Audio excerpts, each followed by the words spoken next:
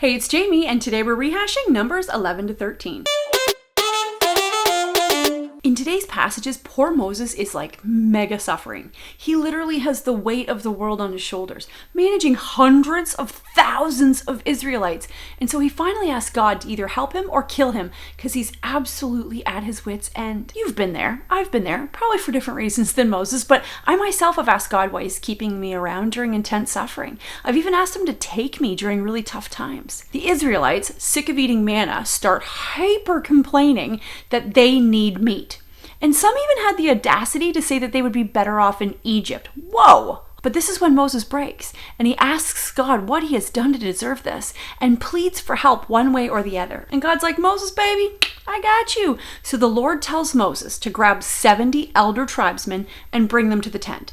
68 show up, and the Lord pours the Spirit on them from a dark cloud in front of the tent of meeting. And they start prophesying. Even the two that didn't show up start prophesying in their tents.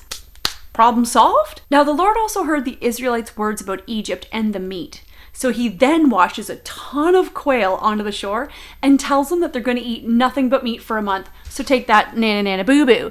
And of course, he puts a plague on some of the super whiny ones because God's God and that's how he rolls. God is just not fooling around anymore in these chapters today. I personally had had enough of the Israelites' attitudes chapters ago, and it looks like today the Lord is putting his gigantic earth-moving foot down. Check this out. Aaron's wife, she gets all butthurt that God isn't speaking directly to her and her husband. So the Lord's like, hey Miriam, do you like apples? And Aaron's wife is like, yeah, I like apples. And then God's like, well, how do you like these apples?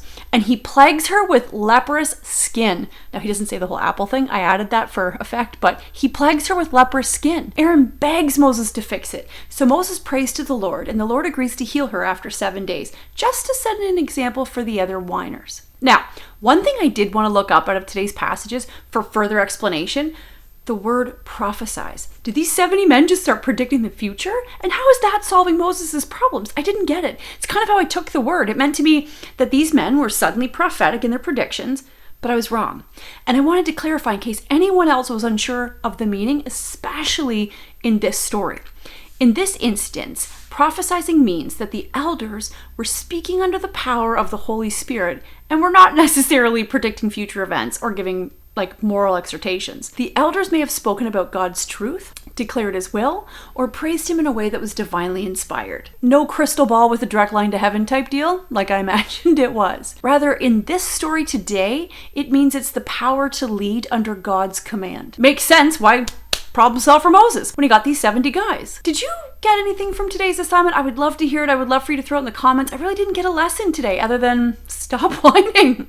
Tomorrow we're diving into Numbers 14 to 15 if you want to read ahead. I hope you have a blessed day. And again, please comment if you've got something out of today, a lesson out of today's chapters. Oh, and finally, don't forget to say your prayers.